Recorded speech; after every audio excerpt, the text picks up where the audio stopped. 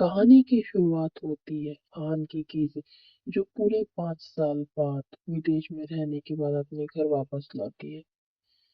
Kiki का मानना है कि जिंदगी में शादी से ज्यादा जरूरी उसका करियर है, लेकिन उसकी माँ को लगता है कि अब बेटी को करियर के साथ साथ प्यार और शादी के बारे में भी सोचना चाहिए। इसीलिए माँ ने किकी के लिए एक नहीं बल्कि कई हैंडसम लड़के ढूंढ रखे हैं, लेकिन किकी किसी भी लड़के को पसंद नहीं करती। दरअसल किकी को एक अजीब समस्या है, जैसे ही वह किसी पुरुष को छूती है उसका पूरा शरीर अकड़ जाता है। डॉक्टर के मुताबिक यह एक मनोवैज्ञानिक समस्या है। लेकिन जब माँ बार बार उसकी शादी की बात करती है तो किकी आखिरकार झूठ बोल देती है कि विदेश में उसका एक बहुत ही हैंडसम और अमीर मंगेतर है। अब समस्या यह है कि परसों घर में फैमिली मीटिंग होने वाली है और माँ अपने उस मंगेतर को सबके सामने देखना चाहती है, लेकिन असली में कोई मंगेतर तो है ही नहीं। तभी कीकी के दिमाग में जबरदस्त आइडिया आता है। चीन वापस आने से पहले उसने एक रोबोट बॉयफ्रेंड ऑर्डर किया था।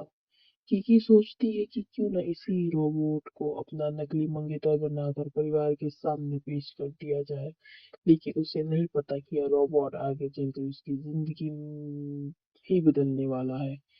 उधर दूसरी तरफ लू परिवार की कहानी भी शुरू हो चुकी है। लू परिवार की 9 पीढ़ियों से सिर्फ एक ही वंशज है और परिवार की दादी चाहती है कि उसकी शादी जल्द से जल्द हो। इसी बीच कंपनी का एक नया रोबोट लॉन्च होता है। परिस्थितियों के चलते वही रोबोट किकी के हाथ लग जाता है। किकी को उसे देखकर हैरान रह जाती है। रोबोट बिल्कुल ऐसा जैसा दिखता है। उसकी त्वचा, चाल ढाल और व्यवहार देखकर किकी को यकीन ही नहीं होता यह मशीन है।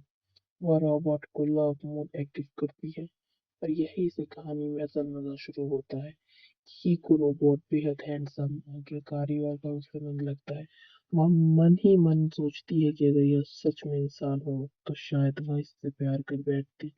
लेकिन फिलहाल उसका मकसद सिर्फ एक है, इस रोबोट को अपना नकली बॉयफ्रेंड बनाकर परिवार के सामने पेश करना। फिर आती है फैमिली मीटिंग। किकी के रिश्तेदार उसे नीचा दिखाने में कोई कसर नहीं छोड़ते। कोई उसकी नौकरी पर सवाल करता है तो कोई उसके परिवार और उसकी जिंदगी का मजाक उड़ाता है। लेकिन तभी किकी का नकली बॉयफ्रेंड अंदर आता है और उसके साथ आते हैं ऐसे महंगे तोहफे जिन्हें देखकर पूरे परिवार के होश उड़ जाते हैं। 100 साल पुराना जिनसेंग, करोड़ों की मोतियों की माला, हांग छाओ में 3 विला और 5 लग्जरी कारें। रिश्तेदारों को समझ ही नहीं आता कि आखिरकार किकी ने तांगे मंगेतर कहाँ से ढूंढ लिए। और जब रोबोट खुद को लू जियाओशियो यानी लू ग्रुप के प्रेसिडेंट के रूप में पेश करता है, तब सभी की बोलती बंद हो जाती है। लेकिन सबसे बड़ी समस्या भी बाकी है कि ने अपने परिवार से झूठ बोला है कि वो असली इंसान है, और दूसरी तरफ यह रोबोट धीरे धीरे सिर्फ एक मशीन नहीं रह जाता। कीकी को उसके लिए भावनाएं महसूस होने लगती है। वह खुद से सवाल करती है कि आखिर उसे एक रोबोट की इतनी चिंता क्यों हो रही है।